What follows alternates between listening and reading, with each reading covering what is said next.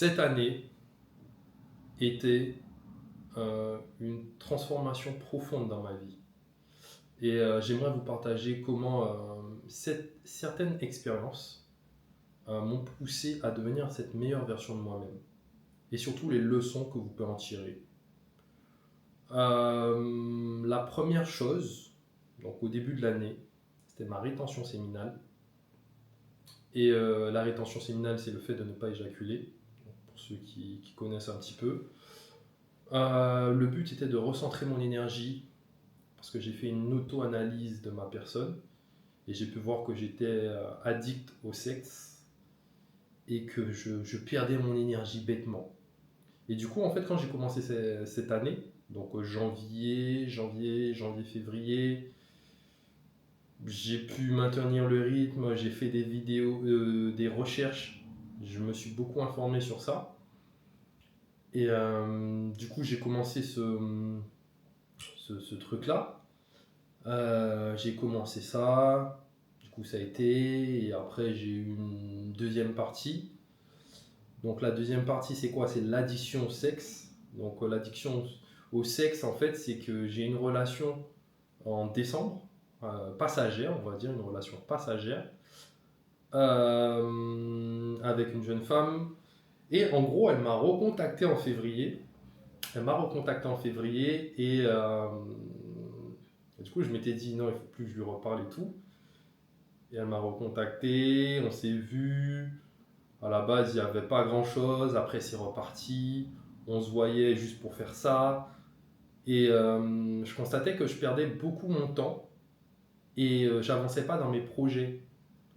Euh, J'avançais pas dans mes projets. On se voyait une ou deux fois ou trois fois dans le mois, par exemple, et je la tabassais, c'était tout. Mais au bout d'un moment, j'avançais pas plus, quoi, tu vois. Euh, et j'ai compris qu'il fallait que je coupe ça. Et j'ai compris que j'avais cette très grosse addiction à la chire.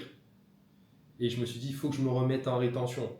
Du coup, je me suis remis en rétention, donc j'ai tenu le rythme. Donc après, je suis parti au Canada. Donc le Canada, c'était pour moi un objectif. L'objectif, en fait, c'était de faire un voyage solo, d'apprendre à me connaître, de sortir de ma zone de confort et d'être face à mes limites.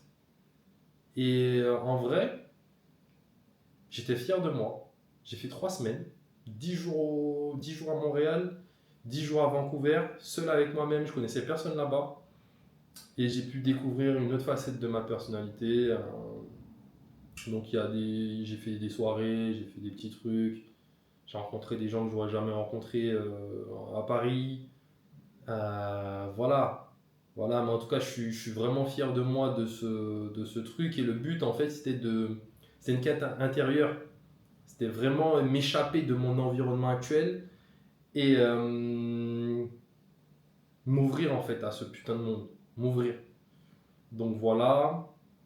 Et à mon retour du Canada, ben, du coup, j'ai une relation qui a été assez profonde, qui n'a pas duré longtemps, et où j'ai beaucoup appris sur moi-même, sur ma connaissance de soi, la connaissance de soi, sur ma manière d'aimer. Et je suis extrêmement reconnaissant de tout ça. Je suis extrêmement reconnaissant de tout ça. Cette personne m'a beaucoup appris. Et ça m'a façonné. Ça m'a façonné. Et j'ai pris beaucoup de positif dans tout ça. En fait, j'ai pris de la hauteur. J'ai pris de la hauteur et je me suis dit, en fait, je dois devenir une meilleure personne en plus de tout ce que j'ai déjà pu vivre. Et j'ai compris que l'important, c'est de se connaître avant d'être en couple. Euh, et que c'est une opportunité d'apprendre, même si ça fait mal sur le moment, mais voilà, on apprend sur soi et voilà.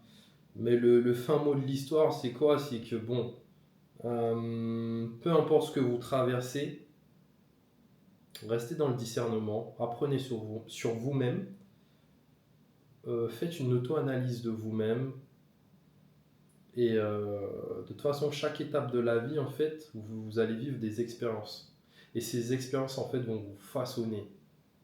Et c'est juste de prendre du positif. Prenez du positif de tout ce que vous vivez, l'expérience en elle-même en fait. Donc voilà. Et là, à ce niveau de ma vie, en fait, ça fait exactement, je crois, 45, je sais plus, 46 jours, je suis en rétention séminale. J'ai une routine de malade. Je suis en introspection. Je me sens beaucoup mieux. Je me sens bien en fait. Je me sens bien. Je me sens grave bien. Je me sens en paix. J'avais des a priori à tourner cette vidéo. J'ai eu du mal à tourner cette putain de vidéo. Mais faut passer à l'action. Sortir de sa zone de confort. Même si ma vidéo elle est éclatée, hein, sa grand-mère, mais je le fais en fait. Je le fais. Et ce n'est qu'un processus. Le but de cette chaîne YouTube en fait, c'est quoi? C'est ok, je veux commencer. Je suis pas au top, ok, mais je vais devenir cette meilleure version de moi-même. C'est-à-dire chaque vidéo en fait, chaque chose, ce sera une évolution personnelle de ma personne. Donc voilà. En tout cas, merci à tous ceux qui vont regarder. Ciao.